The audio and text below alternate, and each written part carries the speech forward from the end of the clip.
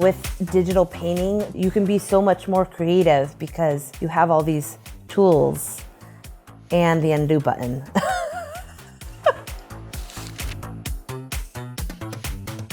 How to Color Comics with Rochelle Rosenberg, paid for by M&M's.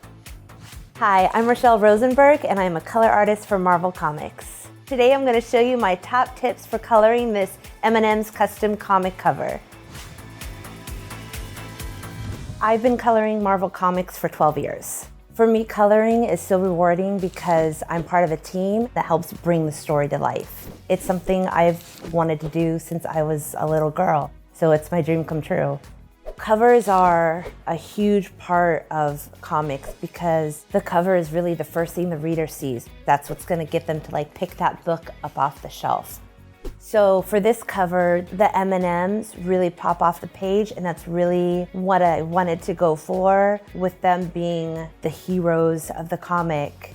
So my first step when I get a cover is to evaluate the line art. Sometimes there's some grayscale in there, and generally I will make sure everything is black and white. With this cover, the artist did a great job, so I didn't need to make any adjustments to it. So when I get line art, I send it off for flatting. I like to describe it as coloring it as you would a coloring book. You can use the lasso tool and the pencil tool to do cleanup. You're literally filling in the lines. The entire M&M, arms, legs, hands, feet, eyes. When flatting, you don't have to use the exact colors that you're going to be working with. They're completely random colors. I'll save these flats on a separate layer. And if an editor needs a change, I can quickly make that change without having to recolor the entire M&M. So my next step is I lay out the base colors, basically transitioning the flats to the local colors that I'm going to be using for this cover. I tend to work dark to light. What I'll often do is I'll darken the colors up a bit, not too much because things tend to print darker. So after base coloring, then we go on with the rendering. Rendering is the part where things really start to look three-dimensional. You have the middle highlights and high highlights. It really helps things pop off the page. A great example of highlights is my run on Iron Man. One of the challenges with coloring Iron Man is he is all metal, which requires doing lots of added extra highlights and reflective light to help make him look metallic and shiny. There's so many different ways you can color a comic. I've come from an oil painting background, and so I kind of like the more painterly approach, using more texturized brushes.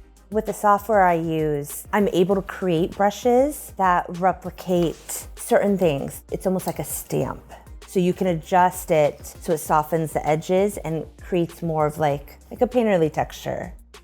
Next step would be special effects. In this case, we did glows to the beakers and then onto the robot's eyes and chest. I also added in some shine from the sun beaming through the window. On my series, Moon Knight and Vengeance of Moon Knight, what I was able to do was really use glows and get really creative with the nighttime lighting. So it's a whole rainbow of color. Along with adding glows, I will also do color holds. With a color hold, I'm actually coloring in the black line itself. And I thought this was perfect with the smoke because it really helps soften up that line art. Knowing when a piece is done is probably one of the hardest things in comics because as an artist, it's never finished. What I try to look at is, did I touch all the shapes? Is everything got some kind of highlight or shadow? And then, does it all look unified? Once I look over everything and make sure everything is rendered, the final step is to sign my name.